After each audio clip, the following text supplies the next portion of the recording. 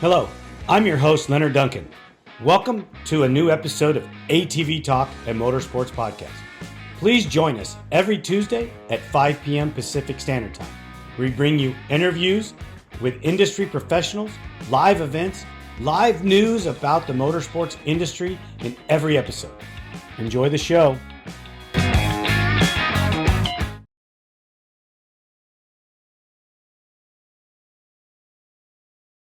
Danny Butler, how are you, bud? Welcome to ATV Talk.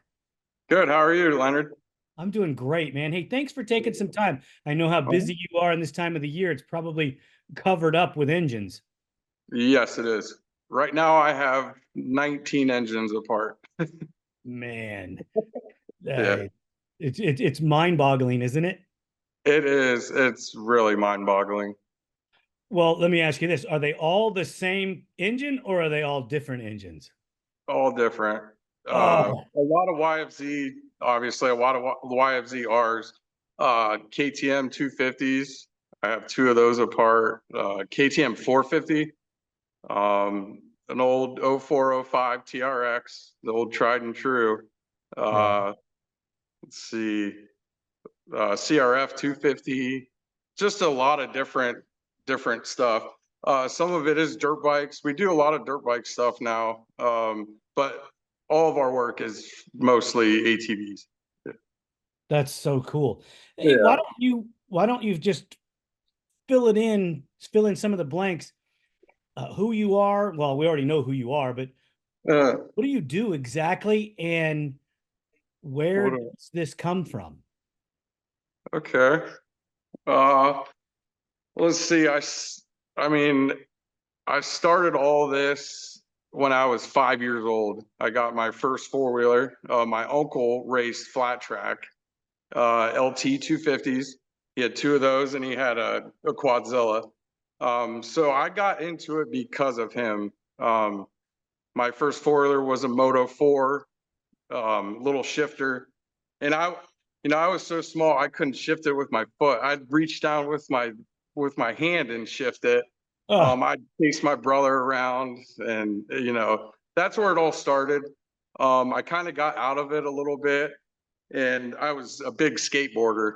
I skateboarded all the time, and then so this was probably '99 is when I got my 300EX. My mom wanted me to get out of skateboarding. It was too expensive, so she got me a four-wheeler. Yeah. did she have So any idea? no idea. No Oh, idea, because skateboarding is an expensive sport, but quads, dirt bikes is way up there. Uh, so yeah, I had a 300EX. This was in '99. That's when the 400EX was coming out, and I wanted a 400EX, but I'd never even had a sport quad before. So I got a used 1997 300EX, and man, I drove the heck out of that thing. Every day. I grew up on a farm, 600 plus acres of land. So I had fields and woods, and we just, rode around. And so I had that for a couple years, and I started modifying it. So then I started ordering all kinds of stuff for it. I probably had about 10, and I kept every receipt too, which was another thing that you should never do. I had about $15,000 in this 300EX when it was all said and done. I So I believe it. started racing locally uh, in 2001 was my first race, and it was at Holmes County Fairgrounds. And I remember pulling off the track, and I couldn't lift my arms. I physically could not lift my arms because I had arm pumps so bad. My dad had to load the four-wheeler up and everything. So after that race, I was hooked. I was hooked to ATV racing. And I got in it locally. AMA District 12 is what our series was. So I started racing that. And there was tracks all over. I'll name Scenic Highlands. You won't know any of these, but all the Ohio guys will. Broken Spokes. Heard of that one. Yeah, Broken Spokes is an awesome track. But there was so, I'd race I'd race Friday, Saturday, Sunday. And I just did that for a couple of years. And then see, I graduated in 2004. So I was just getting out of kind of racing in 2004. So I graduated and went to MMI, Motorcycle Mechanics Institute in Orlando, Florida, and started, going to school down there and doing that. And I grew up on a farm, like I said, so I had already wrenched with my dad and stuff. We used to, go in the garage and work and stuff. So I had knowledge when I went to school there, and I did learn a lot there. The best education you're going to get is doing it hands-on, like you've said before, several times. But I had a good time at MMI. I'd recommend it to anybody, to go there. So, I'm glad to hear that, because I have had a couple dealings with people that have went there, not to Florida, but into Arizona, and they came back knuckleheads. Yeah. I mean, Leon went to MMI. I know several other people that went to MMI. Kevin Sars, mechanic, he went to MMI. Jody. Okay. There's a lot of people that have gone there, and there's actually a school in Ohio, PSI, and there's a lot of people that go in and out of through there, and they seem to do good too. Nice. I don't have much experience there, but so I want to ask you a question that's off topic a little bit. We'll get back a little bit of your history, but you mentioned that you raced 3 days a week. And you were really into it. And what do you think happened to that enthusiasm with ATV racing, where, that was something that you could do around the country at that time? I know a lot of kids don't race as much as they used to. I don't, maybe cost. It always comes down to money, I mean, you'd have a Friday entry fee, maintenance Saturday and Sunday, and I'd be whooped, but I loved it. I'd race Friday night at Broken Spokes and then do a local Holmes County on Saturday when they had this series. And then Sunday I'd race like an AMA, morning race is what they were. And you don't have you don't have the same amount of series. You don't. Then the Ohio series right now is there's really nothing for the ATV guys. So it is kind of sad. Ohio is kind of one of the mecca spots for ATVs. 100%. Yeah. And for you guys not to have a series, it's kind of crazy. You have to travel Indiana, Kentucky, Pennsylvania. Pennsylvania and Michigan. Michigan, I think, is the best. If you're going to race, go up to Michigan. What is it? District 14, I think it is. It's where Mason Jackson's from. Okay. And man, they have a lot of nice tracks and a good series. And Pennsylvania too. I think it's District 6, I think is what it is. And they have a lot of tracks too. But as far as Ohio, man, there's really not anything. It's kind of yeah. Here where I live, it's District 38, and it's all desert, and they have a full schedule, and you can race a lot. But I deal with a couple of the kids that race down there. I call them kids, but they're grown men, and they don't even comprehend how much damage that type of racing does to those machines, and they're getting away with less maintenance. And I just shake my head because it's come back to bite you. I've never been out to California to see the desert, but I can only imagine the conditions that are out there and just how hard it is on the machine. Well, we can flip, we can throw it back and forth with high speed rocks, edges, and everything's kicked up a gear or two from what you guys are used to. And then, but you deal with mud and water, and we don't. Sand. Yeah. Sand's the worst. We have sand, obviously, but Yeah, that's yeah, yeah. so there's some differences, and um, I would assume that riding in the sand, like if you go to Florida and ride a race in Florida, it's got to just wear the whole bike out. Oh, yeah, 100%. Yeah. Man, that's crazy. Um, I'll get back into your history as we go here because I've had some questions because I learned a little bit about you, and Hmm. I try not to do, as most of the people that'll tell you that come on, I try not to do any homework because I don't want to know. I want it to be a surprise so Yeah. that when I ask questions about your past or what you're doing in your future or with your life, it's kind of Uh-huh. a new thing and it opens up new questions. But you build engines for TDR. Yes. Yes, sir. How did that come about? An Instagram post. Really? Yeah.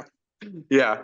So, yeah, I was out of the industry. I worked a little bit. I worked at a shop for 12 years and I kind of got out of it. I kind of got burnt out and my own wrongdoings. And I started working at a ski lodge making snow. And that was during the winter and that was a fun gig making snow. And then, during the spring, Tim posted on Instagram looking for a guy to go to the races. And I was like the first one to comment and I did the hand emoji and here I am. Really? Yeah. And Yep. how many years ago was that? This will be, let's see, that was 2020. So this will be my fifth race season. Yeah. So do you like going to the Nationals? Oh yeah. Yep. It's nothing like it, huh? Yeah, that's my happy place for sure. Um, I love going to the races. The travel does get kind of old, but like towards the end of the year, you kind of get burnt out, and then you go to winter, and then you kind of go back up. I can't wait to go to the races. I can't wait to go to Daytona. you know, You're but ready, huh? when I'll be at Daytona, the fourth day at Daytona, or however many days we're there, I'm ready to get out of there because you're like, you're all caged up at Daytona. It's Right. yeah. That's pretty incredible to go from making snow to being involved in one of the premier companies in the ATV Motocross Nationals. Yeah. And I started at Tim, so he was just looking for a guy to just go to the races and take care of them, be their gate guy, prep their machines, all that. So I started with actually Logan Stanfield, and I would go to the gate with Caesar Jimenez, and that's kind of where it all started. And I was just going to the races, and then probably, I don't know what it was, 3 or 4 rounds in, I started going to the shop like 3 days a week, and then it turned into a full-time gig. And we would prep machines. Tim does a lot of work on a lot of different machines, that. So I was just prepping machines and doing that. And our engine guy, his name was Cody. He ended up leaving and going to work for KTM corporate, like it, because one of KTM's headquarters is in Amherst, Ohio. So Right. he started working there. So Tim needed an engine guy, obviously, and at first, honestly, I was a little scared to do it. I have machines. I'll do all my stuff. I did my friend's stuff, but it was a little nerve wracking at first. And I've done it ever since, and I love it. I have my own room, and I have all my engines. I have my own setup, and Are you looking for the best suspension technology for your sport ATV? Look no further than Elka Suspension, the industry leader in sport ATV suspension technology. With championship wins in prestigious events such as the Dakar Rally, Score, Best in the Desert, ATV MX, Cross Country, and Works, Elka Suspension has established itself as the go-to choice for athletes and enthusiasts alike. But they don't just stop at ATVs. They're constantly expanding into new markets, including UTVs, trucks, SUVs, pit bikes, snowmobiles, and more. Their commitment to innovation and quality means they're always looking to improve and adapt so you can enjoy a smooth ride wherever you go. Want to learn more about what Elka Suspension can do for you? Visit their website at elkasuspension.com or give them a call at 450-655-4855. They will always be happy to answer your questions and help you find the perfect suspension solution for your needs. I just do that every day now. You just do. Hey, I need these parts. Why are they not here? Yeah, yeah. Oh, I'm always waiting on something. It's just the way it is. Do you think that it's, well, because you probably weren't in before 2020, do you think it's a byproduct of the changes that went on because of the 2020 COVID thing? As far as not getting parts? Yep. Because nobody warehouses the stuff anymore. Yeah. I mean, I'd agree with that. Yamaha's. So for us, Yamaha used to be 3 days. Honda was a day. Okay. Honda's 5 days now, and Yamaha's 7 to 12. Yeah. Cowie was always good. We get Cowie parts quick when I worked at the shop, but it's just hard to get parts. I don't know. You wait 6 months for a set of A-arms or whatever else. Well, I think the builders like Walsh and Hauser and Lone Star and Roll and all those guys, they're maxed out. They can't make anymore. They can't get enough help to make them. That's the problem. And sometimes the help they get isn't help. Yeah, that's the problem. They can't get the help. Is number one probably. I don't know what's it like for you guys in Ohio to find people that want to, be involved in, motorsports, where you're out riding ATVs, motorcycles. You're just, to me, I can't think of anything else I'd rather do. Where are all these kids? They're still around here. I have a couple kids around here that I'll see every once in a while, and a kid will fly by with a Yamaha Warrior, and there's a group of kids. There's a lot of side-by-sides. As far as like Tim's help, he has two other guys, kids. I mean, I call them kids. They're 23. And Daryl and Cam, and they do a lot of stuff, chassis stuff, building quads. So he has the help. He has good help. It's still hard though, isn't it? Yeah. Oh yeah. Man, when you guys are getting prepared to do the nationals and lay your stuff out, how stressful is it going to get, over the rest of, let's say you get deep into February with March being right around the corner. You guys going to be a stress case? No, we'll be good. I already have, like, Mason Jackson. I already have all of his stuff done. Nick Janusa's, all of his stuff's done because he obviously got hurt last year. So all of his stuff is already done. Ulrich is good. Going through their names. I mean, I'm sure there'll be depressing moments of, waiting on stuff, but I think we'll be good. There's always the last minute guys too. Yeah. Yep. Those are the ones you're thinking you couldn't have called 3 weeks ago. Yeah. I used to be one of those people. The last minute guys, are they tomorrow? Right. So let's get a little bit back into your history.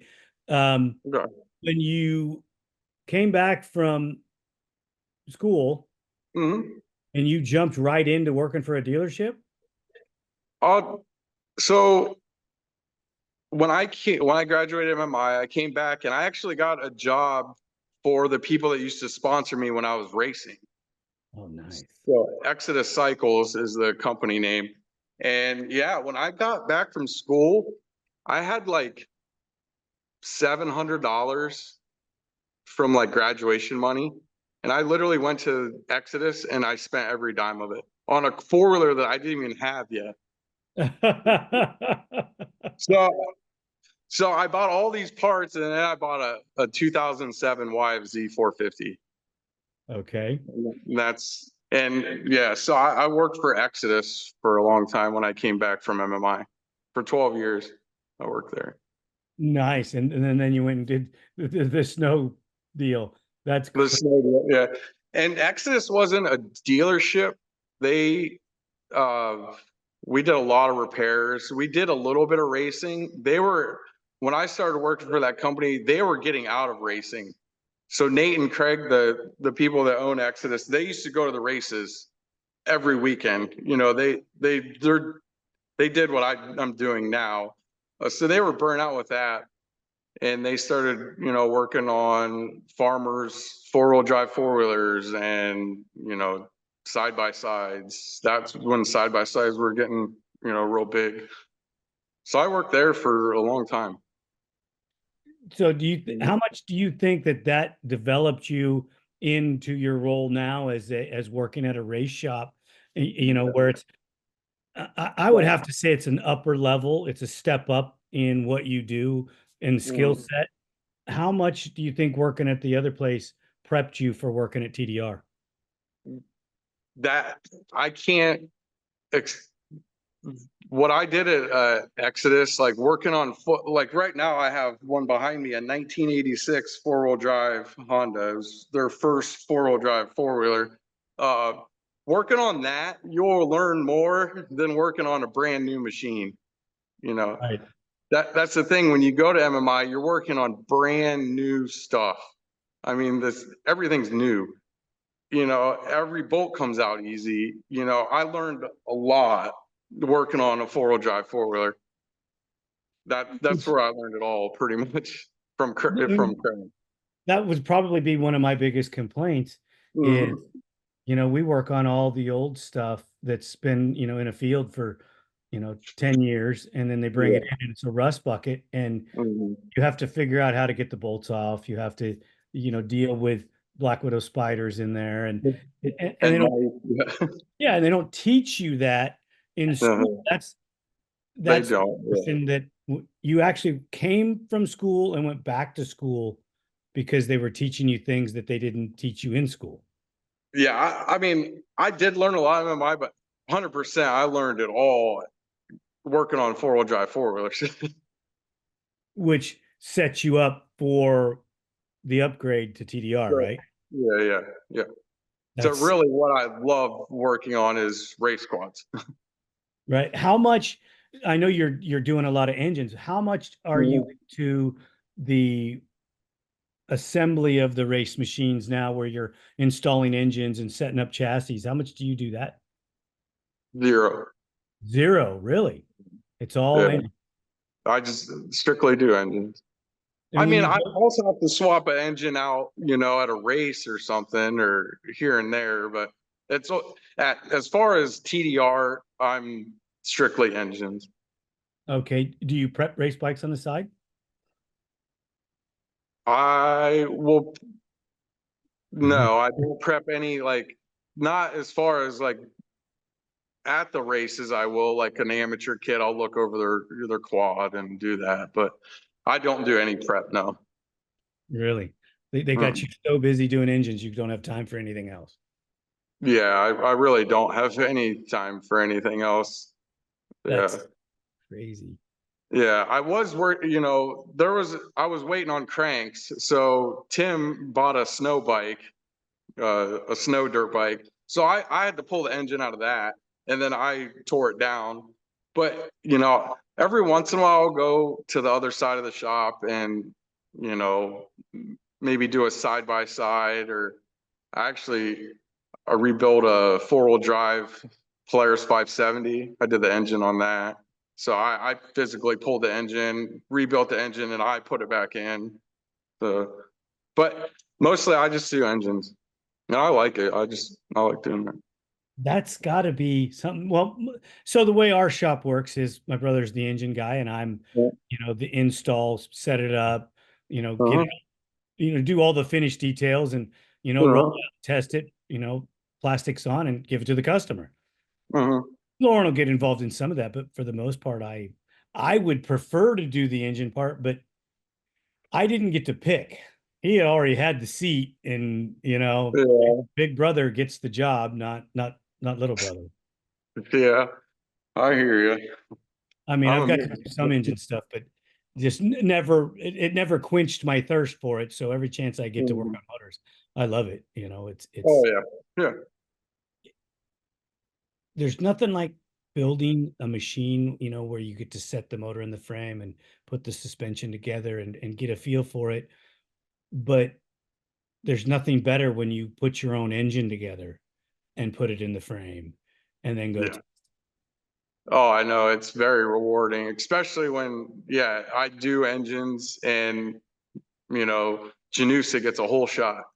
I mean, you should have seen it when he got that whole shot at Budds Creek. I was jumping up and down. I was so happy. I Like bet. stuff like that, it really, yeah, it's giving me goosebumps right now. But yeah, That's so cool. It yeah, wasn't that the race that his dad came to also? yeah. His whole family was at that race. Yeah, but it wasn't it like the first time that his dad had came back or close to? I see. Yeah, yeah. So that I, was a I believe so. It was the first couple races that he was back. yeah, that was a big deal. That It was. I got to see the photos of it and talk to quite a few people that were there, Leon being one of them, and Uh, that was just an awesome thing for the Janusa family. it was. And when Nick pulled his hand out and did the number, I was like, oh my God, put your hands back on the bars. Oh man. Yeah, but that is just so cool.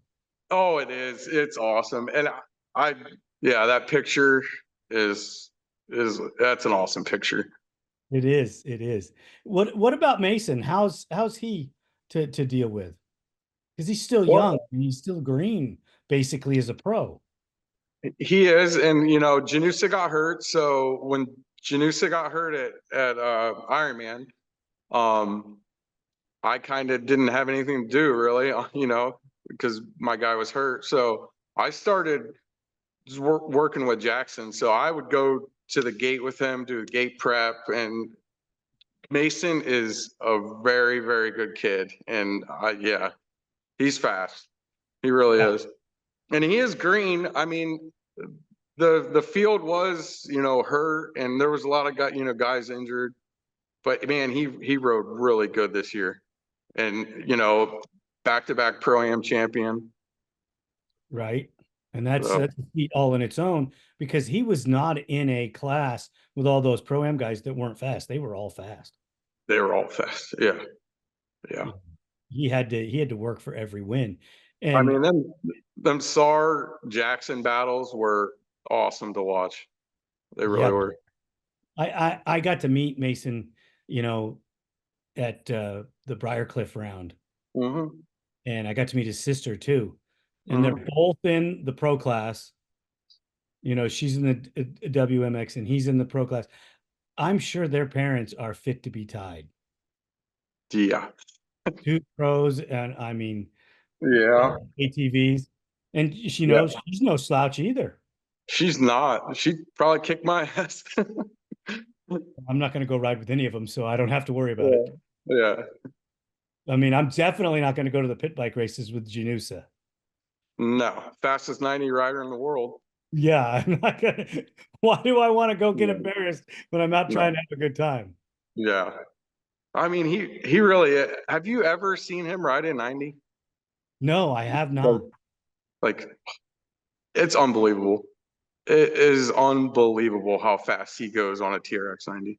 You know what? The only time I got to watch a little bit of video of him and Joel Dyson a little bit, but it was That just was short little those snippets glimpses. of it. That was probably 3 or 4 years ago at the Janusa race. They were battling back and forth. This year Nick won. Mm. Uh, Arnell got second, and I forget the kid's name that got third, but Did you go to that event? Tyler Merman. That's it.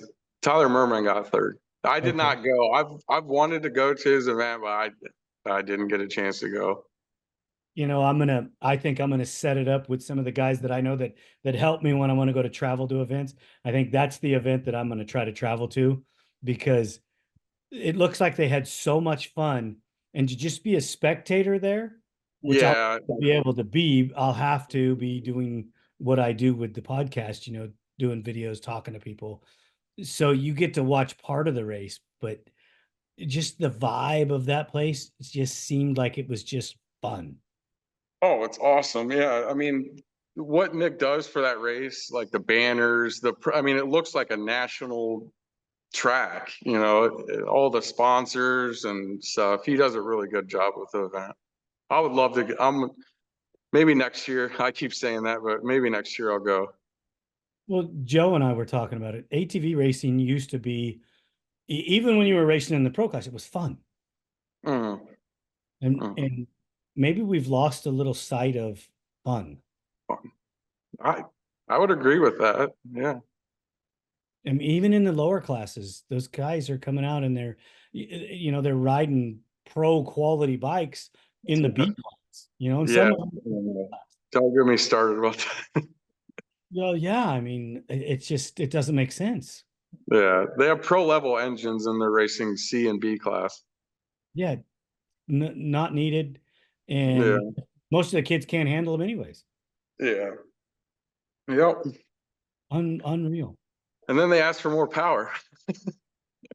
But you don't need more power. You need to, Yeah, they always want more. Everybody always wants more, more, more. well, what they want is they want to be able to put through the turn, pin the throttle, and pass everybody on the straightaway, and then put through the turn. You're right about that.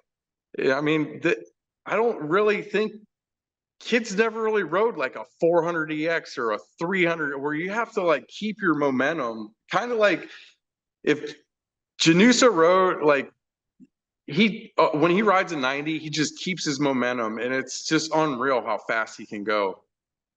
Right. His entry speed, his exit speed, everything is just fast. And if you watch him ride a 450, he's using those techniques on his 450. He is, yeah. Yeah. I mean, Joel does the same thing. All of Uh, the fast guys are doing that, where their momentum and the speed in the turns is what actually gives them the speed down the straightaway.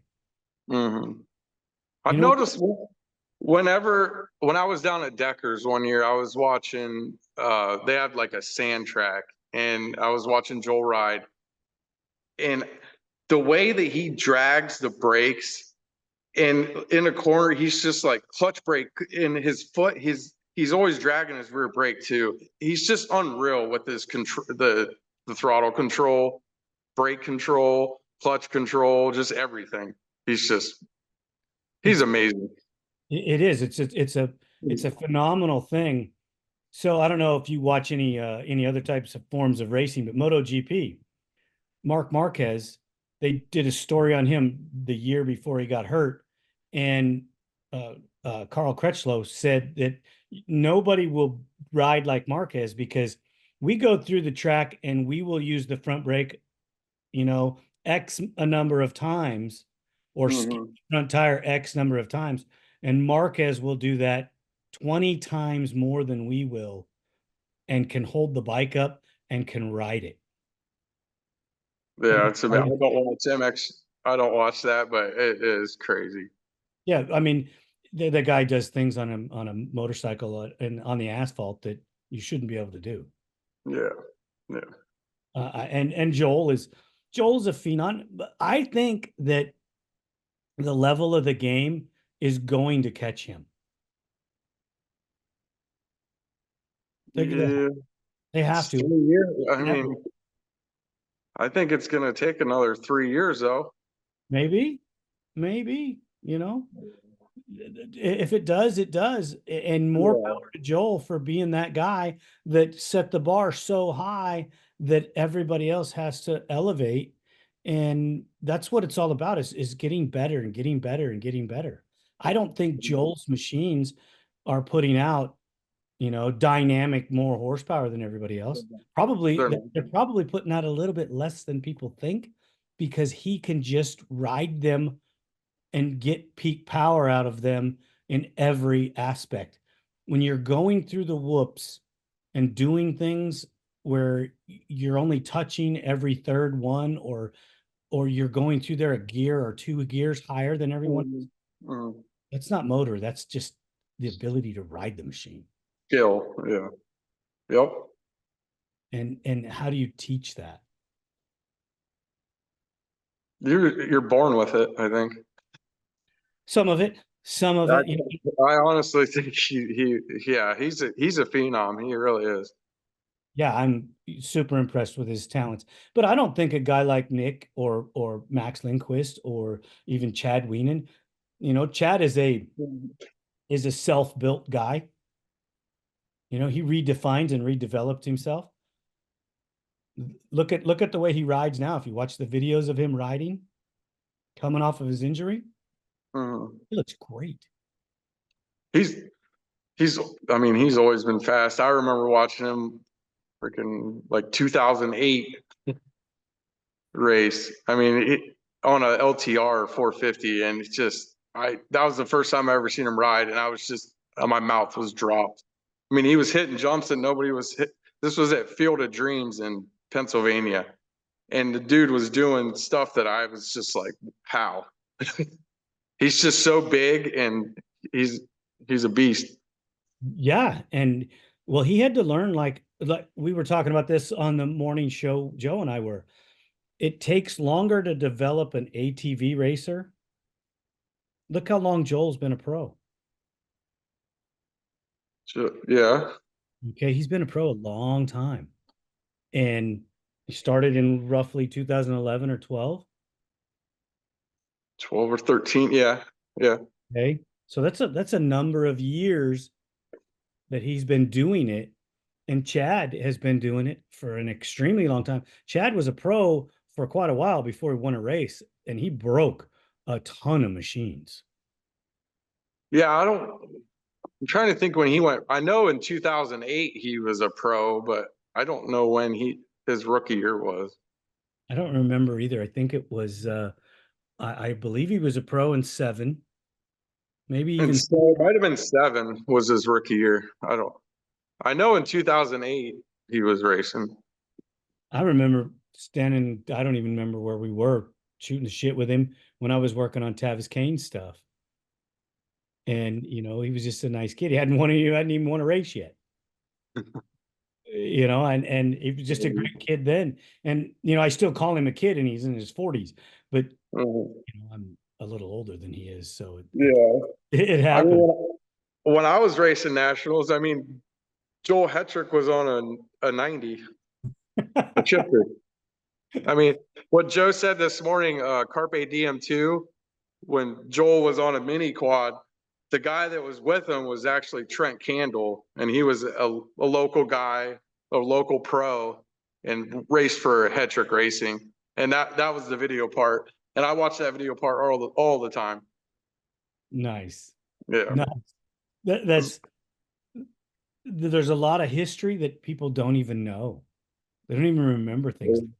Look at all the kids that are riding that have no clue that there was racing before they started racing. I know.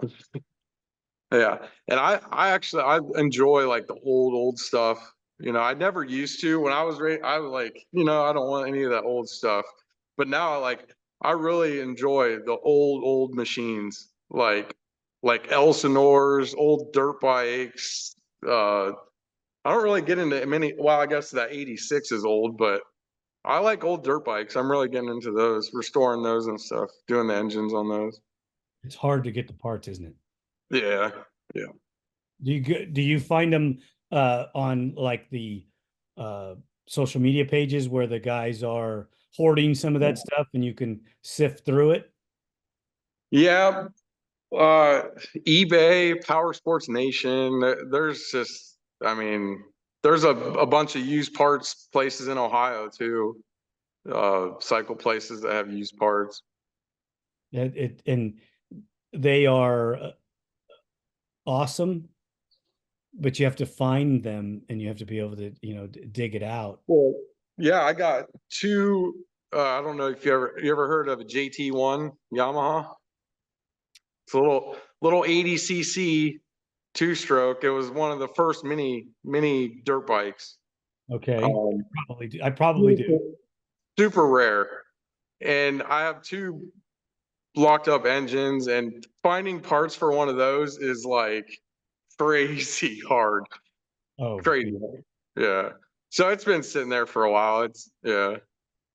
you slowly will find what you need and be able to take care of it and develop it. Yeah, it's actually my wife's bike. We're we were building it for her, and I can't find any parts for it. We have the frame done. We have, you know, gas tank painted, frame, like everything's done. It just needs an engine now. Well, So it's for your wife, bro. You better get on it. yeah, yeah. You She has can't, you, she's just there's a MX-80 over here. It's a 1974, and Mhm. it's the silver and purple. She just got that bike, so she's been riding that. She'll be Yeah, all right. I have an 84 CR60 Okay. original. Original. Still got the original tires on it. I got one. Yeah. I mean, they're used. It's used. Yeah. The decals aren't great anymore, but Uh, it's still got all the original stuff on it. and it's crazy that that stuff lasted that long. Like I have a CT-70 that my dad bought brand new when he was little, and it's still running. It's never been rebuilt. It's still running. It's original tire. Yeah, it has all original stuff in it. I put tubes in it and a spark plug and clean the carb. That's what Mr. Honda wanted. Yeah, yeah. The worst thing in the world for us when you're dealing with Honda is Mr. Honda not being involved That's true. because he had a vision for how the reliability and the durability of his machines. And as he got to the point where he wasn't making all the decisions and got older, you saw the way the business changed and turned more business. I mean, yeah, yeah. And it was him. He didn't worry about the cost. He didn't worry about inventory. They threw so many parts away, a couple days after he died, Really? emptied the warehouses. Wow. But as long as he was alive, they couldn't do it. Whether he was in a coma or whatever, as long Dude, as he was alive, they could not empty those warehouses. And that's it. they just threw tons. I remember seeing pictures of, the big cargo dumpsters being filled with all these brand new parts. Wow. Yeah. The vintage motorcycles that you see, Yeah. that's why they stopped making the TRX 250R stuff. They'd probably, if he was alive, they'd still probably be making it. Making 250R parts. well, you can still get 250R parts, can't you? Some of the stuff. I mean, obviously not cases and. Can't But get cases and tranny gears, and you can't get CDIs, and we all need yeah. CDIs. Yeah. I mean, there's a lot of stuff you can't get, but the Okay. aftermarket has stepped up and Yeah. build an entire engine aftermarket now. So Yeah. Bullet cases and stuff. That'd be cool to build one of those. they're heavy. They're Are heavy. they? Yep. Yeah. They hurt great. I mean, there's nothing wrong with that, but they're just heavy. So it's not the same. They It's not look bad, cool. but it's not the same. Yeah.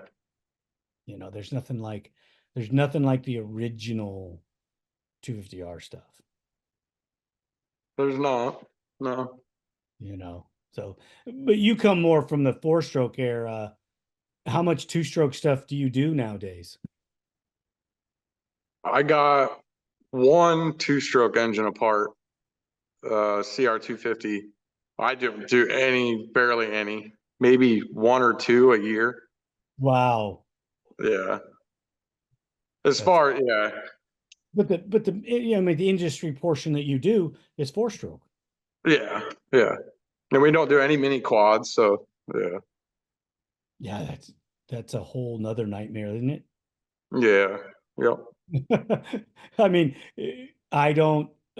we never did it. And we never Uh, just for the one reason. I just don't want to deal with a baseball dad. yep. Right. Yeah. Yeah. Yeah. So where do you see the future of you being in ATV racing? Is it a long-term thing for you? Yeah. Yeah. As Really, far as going to races or all of it. just everything. Yeah. Yeah. I mean, I'll always do this till the day I die. I'll be working on quads. I mean, That's yeah. that's so cool. There's very Yeah. few people that I hear say that. I mean, I'm over 40 years doing it.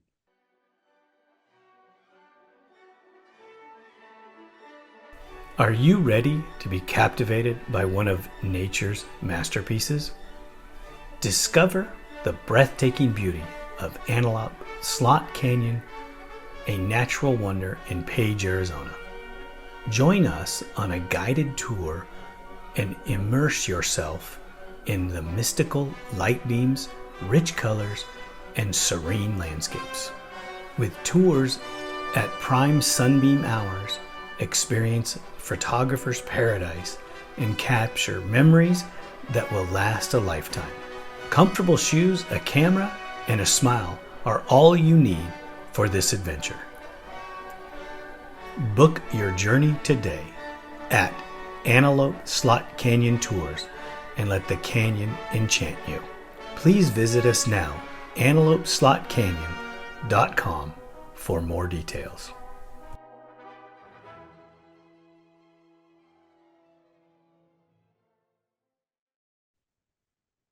That's crazy. Yeah. I'm almost at 20. Yeah, I mean, I started when I Yeah. was 8 years old, and I'm 50. Yeah. I mean, 58. So, I mean, you got to take some years out for doing some other stuff. But I was still Mhm. racing when I did that, so I was still working on them. But being actually Mhm. in the shop, in the business, it's been a long, long time. Yeah. Yeah, I Uh, mean, when I was little, looking through Dirt Wheels magazines, I mean, Duncan Racing was everywhere. I mean, they still are, but yeah. yeah, we just do a different thing, Yeah. Our as you get older, you change and shift. Lauren started having kids. The cost to go to the nationals got, super high, and Oh, it yeah. it wasn't as feasible to do it. Hmm. Um, I know that I was working with Eichner, and in 97 was our last year there. And then we started racing the big series on the West Coast. And we made it back this year for Briarcliff for the Legends race, but Hmm. 97 we didn't go back.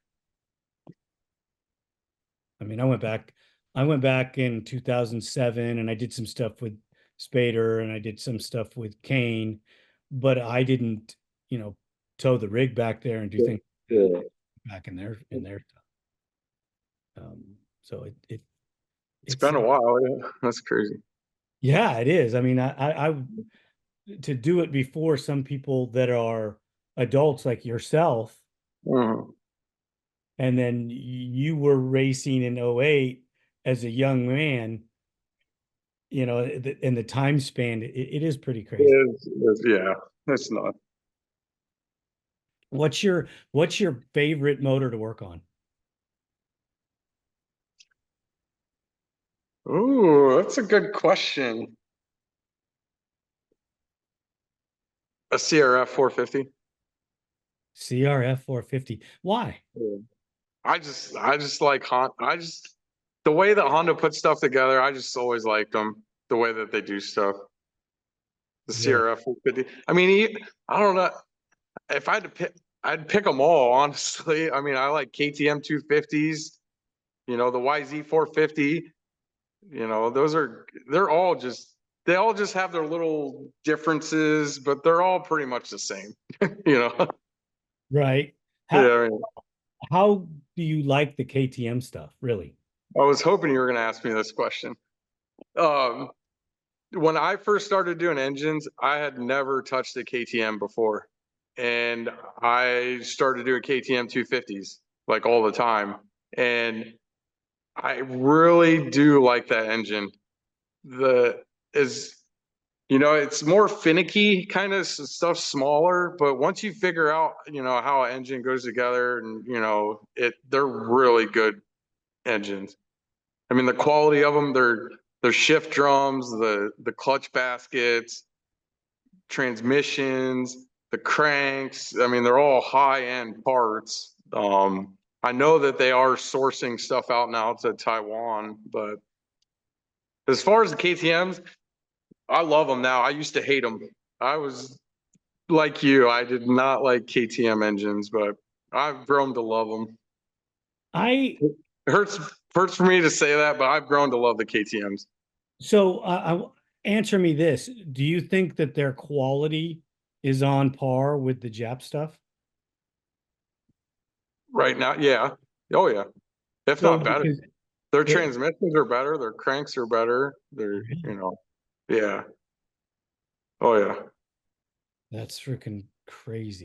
I mean, they're ready to race, and they really are. When you lay it out and see all the parts and pieces to it, I mean, they're high end parts from Italy or wherever. There's a lot of German parts too, or KTM's, but they're just good quality stuff, actually. I mean, and I've seen them last. Hell, the kid that works at TDR, he's got a KTM 350. The thing probably has close to 200 hours on it, and it's never been opened before. So, I mean, I've seen them go along, like as far as time and reliability, they really are reliable. I hear the CRF 450s are really reliable too. Yes, yes, sir. They are. Yeah. I Now, built a hybrid in 2020, so I had a CRF and a TRX chassis. Um, and the quality and the they just they last a long time. And you don't have to do anything. I took it out. I did some stuff because I can't leave anything stock. But I mean, you could take that engine out and put it in a quad frame, and you got 53 horsepower, which is plenty of horsepower. right. A lot. You put a tune in it, put a vortex and some Pro 6. I mean, you're 55. They got a lot of power. Enough power that you don't really It, need anymore, right?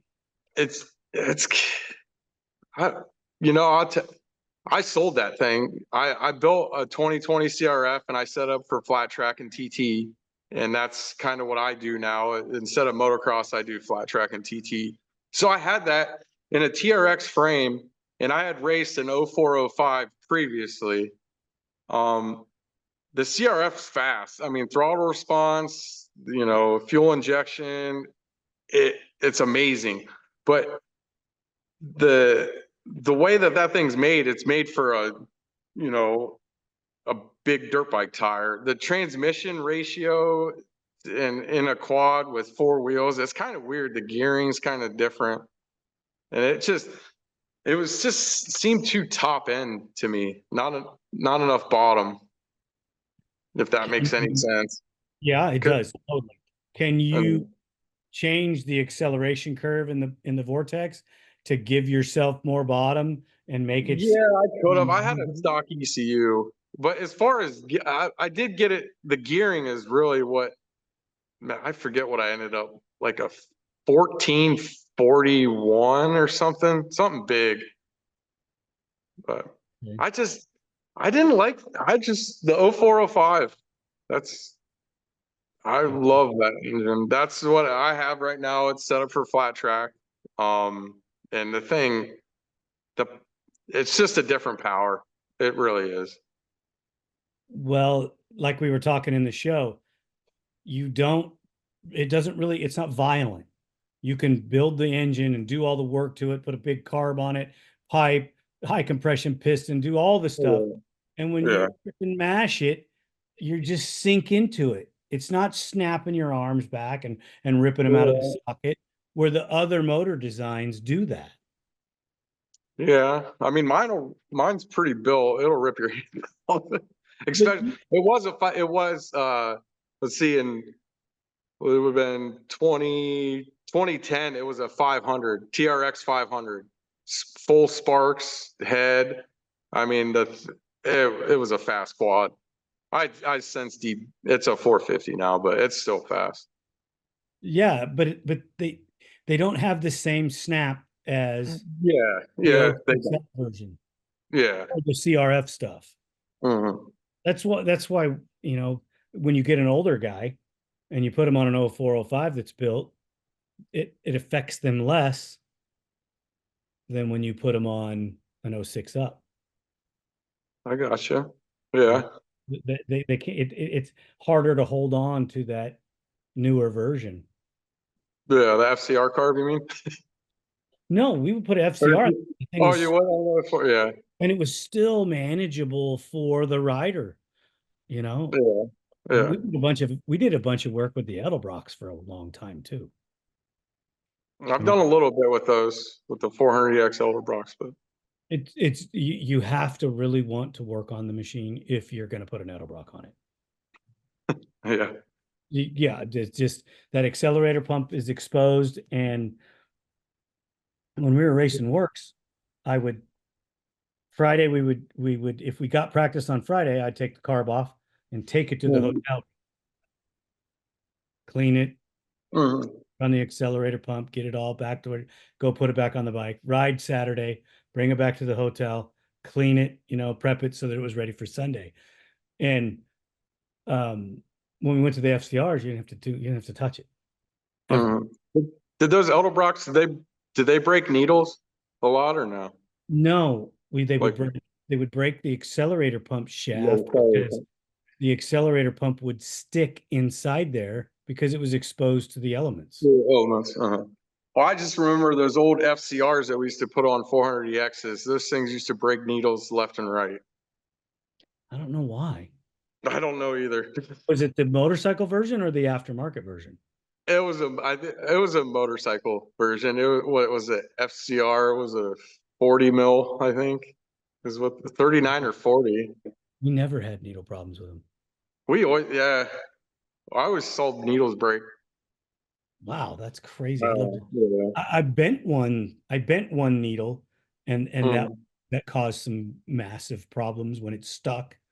Mm. Oh, Yeah, I wasn't riding it. yeah. The guy came back and his eyes were, about this big Yeah. around, and he was like, "Oh, I think the throttle stuck." Yeah. That's always bad, not fun. Yeah, I'm surprised he didn't bring it back in a box. Yeah. Yeah, he rode up to the trailer and said, "Yeah, the throttle stuck," and figured out the needle was bent and put a new needle in it and solved the problem. Well, heck yeah. Yeah, it's just I had great success with all that stuff. I Yeah. I can't believe that the fuel injection is as responsive as it is on the new stuff. Not the Yeah. ATVs, the motorcycles. It's like Yeah. instantaneous. There's no lag. There's none of your Yeah. old school fuel injection. Oh, this is horrible because it's got drag or lag, and it's this. Mhm. That. I mean, they're better than any of the carbureted stuff. Yeah, 100. Yeah, it is crazy. The snappiness, throttle response of them, it's unbelievable. Yeah, that it's just the technology is so good. You know, Mhm. it hurts me a little bit that those KTM's are that good, but I'm glad they are really for the consumer base. Yeah, I'll take that back a little bit. I did my first 525 KTM. That Yep. was a nightmare. Those things are, yeah, just And not good. well, I got exposed to those because of the Polaris gig, Yeah, yeah, yeah. and yeah, they were horrible. They were, They they were were. horrible. You have to I don't press know. on the pin chain. Did you ever work on the 690? Six now. Nope. Ever worked on the KTM 690? That was No, a that'd be cool to put one of those in a frame, in a quad frame. You do want to put one of those in a frame? That would be cool. I think it'd be cool to put one of those in a quad frame. Um, 690, shit. somebody did it, Yeah, and I I saw that one. and it cracked. Just They broke the frame because they did it wrong, but Oh, okay. Yeah. it was fast for a very short moment until the frame let go because I don't think they did it right. Um, Mm. but I wasn't the guy doing it, so I shut my mouth and let them have a good time, boys. Uh, they would take those 690s and use them in the Dakar stuff, and Mm. they would go almost the entire race with, you know, just putting the clutch in them and run them. I mean, they did do some engine work on them occasionally, but it might have been who Mm. worked on the engine originally caused it. But the team that I was with there that was riding from Poland, yeah, they did very little. They put clutches in them, and that was it. That was it. Huh. Yep. And I saw other guys having to work on them in the pits, but the team that I was with never had to get into the engine. Well, that's good.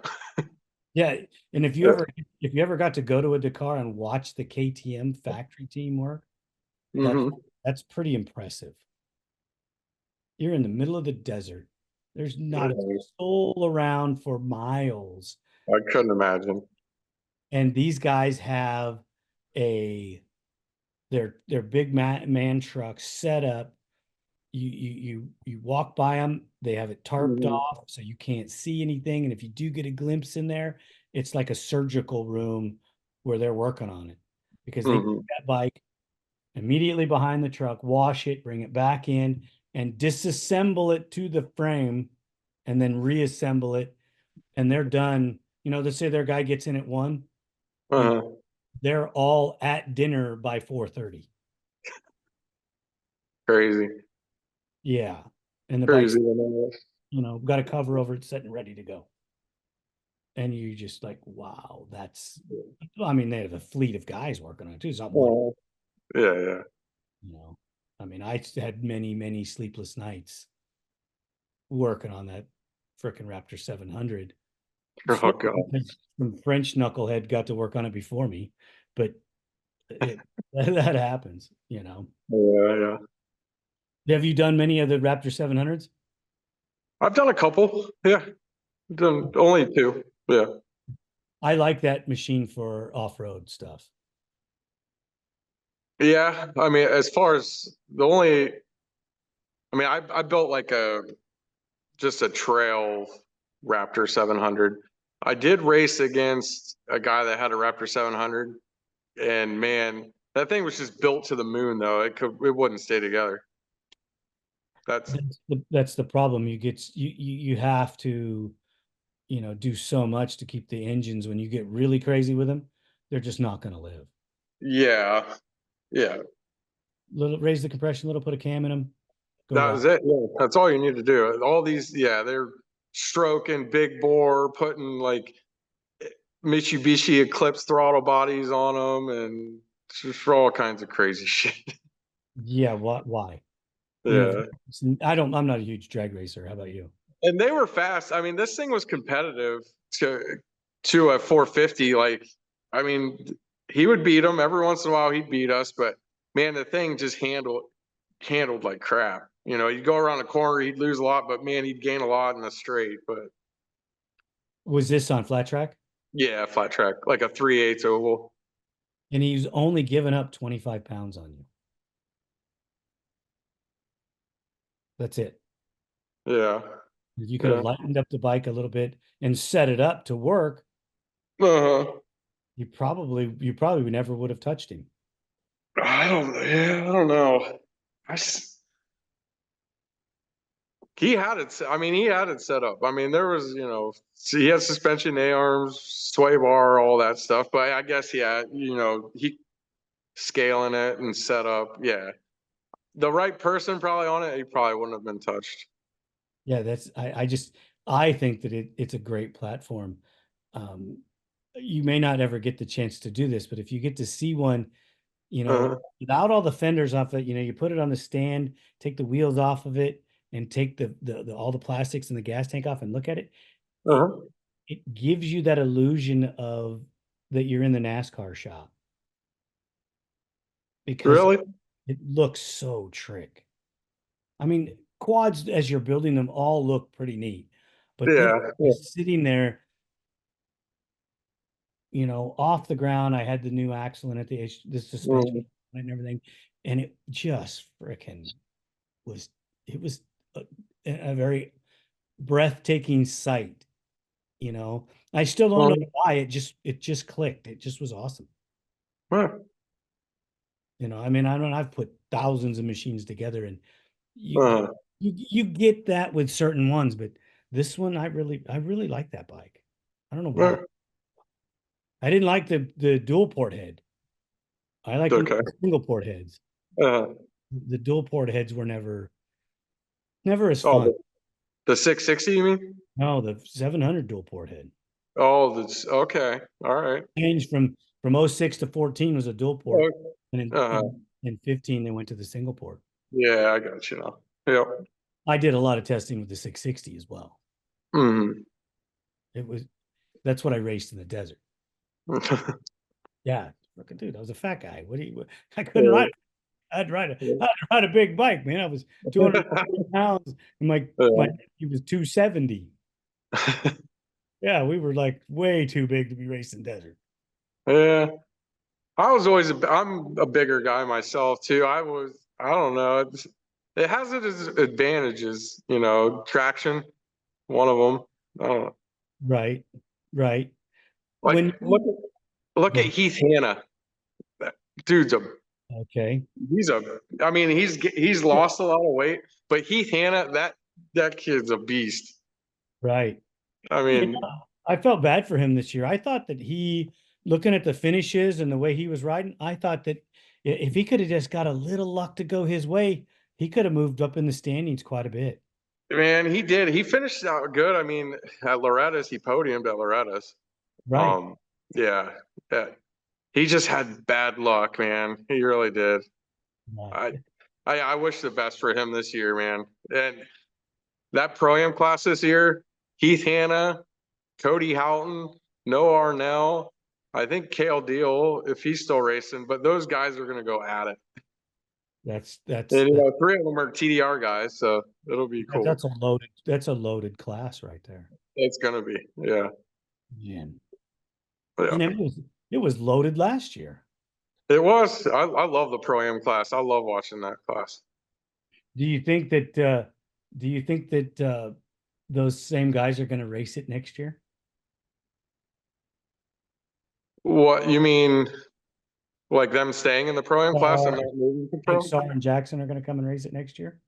Oh, I guess I heard that Jackson can race pro-am, which he's a two-time pro-am champion, but I guess he can race it. So the only, top three in the pro can't race pro-am. So theoretically, he can race. He's not going to. No, he's not Yeah. going to. I don't. As far as Sar, I don't know either.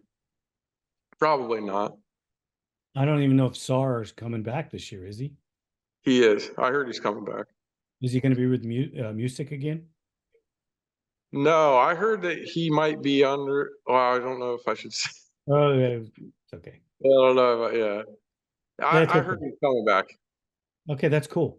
I Uh, think it only develops the European riders. I wish yeah. Harry Walker would get a ride over here. Who's that? Harry Walker, the U the Oh, the Ireland guy? no, Or what? Walker's the UK guy. Oh, UK. Okay. He's the British champion and the Yeah. European champion. Yeah. That'd be yeah. I mean, I think that he could do well and just to get some seasoning to race against the Americans. Yeah. And then Joey Norris he's moving on to pro, but he'll probably race pro am too. So throw him in the mix. It's gonna be a good year. Jaden Laundeville's going pro. Wanna will be a pro, but is he gonna race pro am too?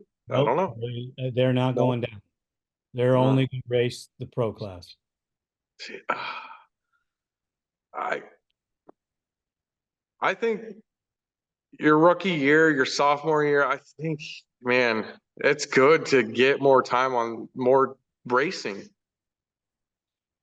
You know what? And they should, but that's a decision that's, in the inner portions of the team. Uh-huh. Maybe they're What's That's like Ulrich. He didn't race the Pro-Am, but then towards kind of he started racing the Pro-Am, and I think that was good for him. You know, he was just coming back from injury and doing the Pro-Am and getting, so I think it's good.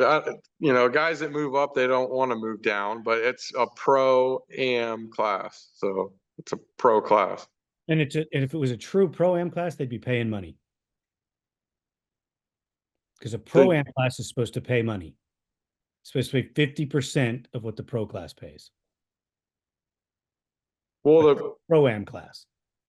So those Pro-Am guys should be A riders that are coming to be the amateur portion of the pro riders that are coming down. And yeah, if you say the top 3 guys can't ride it, well, that's fine, whatever. But those other guys should be able to run it so that they could earn a little bit of cash, if they happen to win it. Well, yeah, I mean, they could potentially, if they, let's say, obviously they're on a Yamaha and they win a Pro-Am championship. I'm pretty sure that Yamaha gives you money for winning that championship. Yeah. And then, well, it's going production only. Yeah. Which I don't think is right now. I'm torn between production only and opening it up. I really am. Some portions I have good that you could, and some portions I think that no, let's hold on to Yamaha and give them the accolades they deserve because they're the only ones doing it. Yeah, I 100% agree with you. I'm back and forth too. I was a CRF hybrid guy, but now it's like, Yamaha's the only one left. But it's like how much though. I wish Yamaha would, I know they still make a quad and everything, but I wish that Yamaha would do more for the ATV motocross. They do a lot. They're 3 or 4 guys. Yeah. I believe they're rolling into helping the WMX. Are they? Yeah. Okay. Yeah, I don't know. I just go to the races and I don't see Yamaha banners everywhere. I mean, you would think that, there's 18 pro riders and 17 of them are on Yamaha.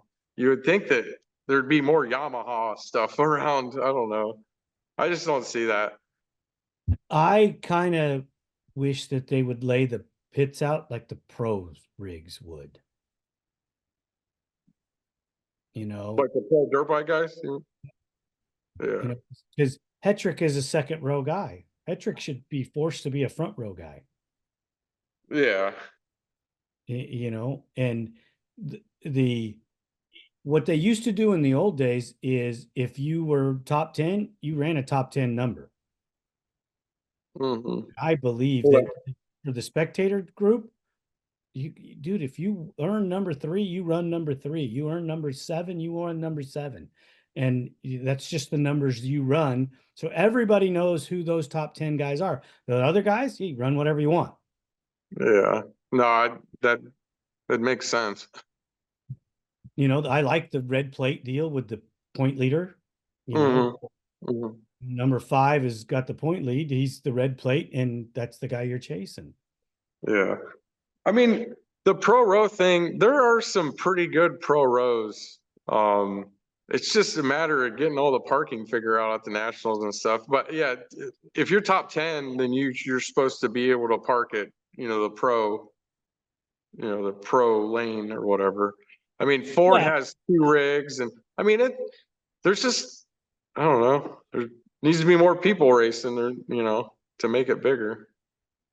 Yeah, but if you took if you rolled the bikes into a national, or if you go to a bike national and you see those pro rigs lined up the way they do, that's awesome. The way they line them up, they almost make streets. So you have to walk between them, and you see the awnings, and it's just the difference between. I mean, we try to do that with the Ford. I mean, we usually park right across from the JV rig, and and then we kind of, Launderville's over there, I mean, we kind of set it up. We just don't have, there's not many big rigs, like the Phoenix rig doesn't go there. And So there's some No. rigs that are missing. So Yeah, I wish Phoenix would take the rig there. It would make yeah, it. yeah, They used to, didn't they? yeah, they did. Yeah. That it's just impressive. It just makes the sport look more impressive. The But, Bolt rig and the Ford rigs are awesome too, but yeah, you just like to see more. yeah, of course. Yeah. That's there's always a dimension to everything that we talk about as far as production, non-production, Yeah, pro sport, what classes. I really would love to see that, stock class come yeah, back. yeah. I knew you were gonna just say that. I would love for that to come back too. I think it should be mandatory. I, that my first year going to the nationals, that they had that class, and man, was that a fun class to watch. Holy crap. Janusa, Weenan, I mean, Allred he was racing back then. He was racing the stock class. I mean, there was like in Lindquist, I mean, there was freaking, a 6-guy battle for the lead, you know? And what that did is you take the guys that came from the pro-am class, it seasoned them for the pros. They got Yeah. to race with the pros, and Hmm. you know you need to make it mandatory. It Hmm. has to be a class. You have to race this class. If you're going to race Yeah. the pro class, you have to race this class. Yeah. Or make it mandatory so it's a 10 race series. You have to ride 6. Yeah. And it just shows how capable the YFZ is too when on stock form. Like how fast that they can go on a stock machine is crazy. It was nuts watching it. The lap times, what I was told, the lap times weren't that far off. I wouldn't think, that far off either. Yeah.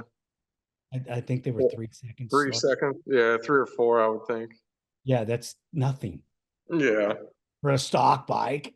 You know, and Yeah. you take that stock bike that you put no money, cost $10,000 off the showroom floor. You put less than $1,000 in it to go race that class, but your race bike over here costs 35 grand, and Yeah. you're only 36. you're only Yeah. 4 seconds a lap faster for Yeah. Yeah. $25,000. Well, wait a minute, there's something. Yeah. No, I wish. Yeah. I think it'd be good if the pros got on stock 4-wheelers and it showed and people saw it, and a kid was like, "Hey, I could buy this quad and go racing." Yeah, because an LTR, if you could get LTRs out there, they would be competitive. Yeah, yeah. You Stock know, for, yeah.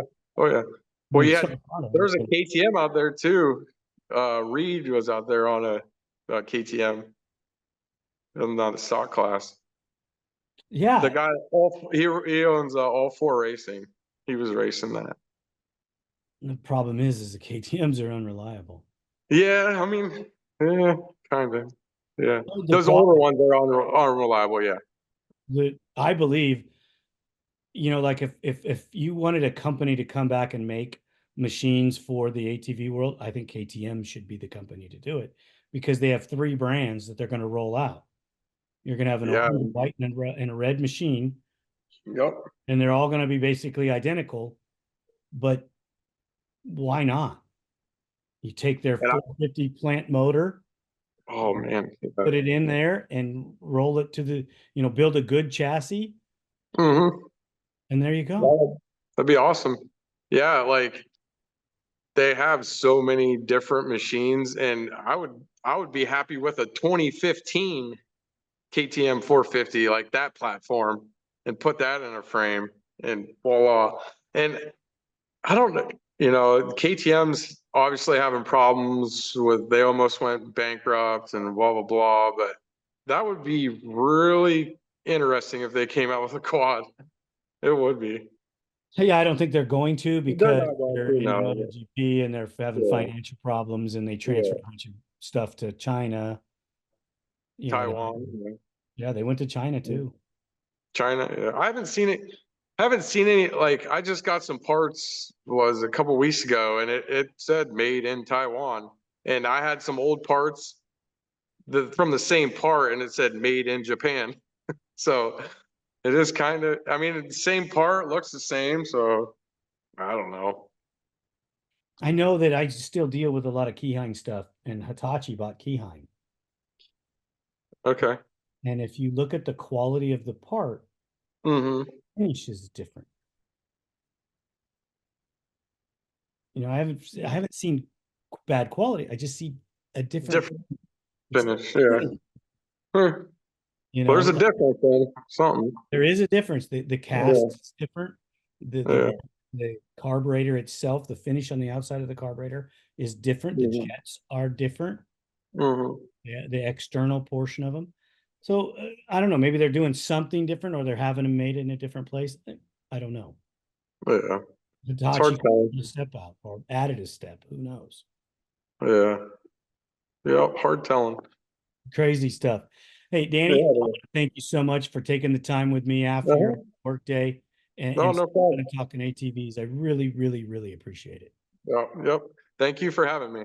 Oh, dude, yeah, I love having the mechanics on and the engine builders because Yeah. you know you're in my wheelhouse Yeah. and Yeah. you get to talk our language and it's a lot of fun. Mm-hmm. It's not a lot of fun to talk to the riders, but you know we're the guys that get dirty. Yeah. Yep. You No, know, that's cool. Thanks for well, having me on. Like I said, I love your podcast. I listen to it all the time. I appreciate it. Yeah, You know, really like what you do. well, we're going to try to bring some new things on in 2025 and make it better. And I have a lot of great people behind me helping me, and Mhm. we're going to do our job, do our best to make it more entertaining. Like some of the questions I bring across, I'm trying to get more deep with some of the questions I ask and Yeah. take different directions, rather than just the norm. Some of the Mhm. episodes sound the same, even though they're different people, and that's not what I want. I want each one to be individual and really find out about you and make it more fun.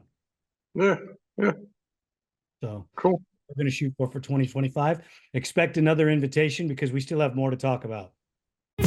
Thank you for listening. We hope you enjoyed this episode. If you did, don't forget to share us with your family and friends. The podcast is available on all streaming platforms, and you can find us on social media as ATV Talk Podcast. We're on Instagram, Facebook, TikTok, YouTube, Rumble, and Twitter.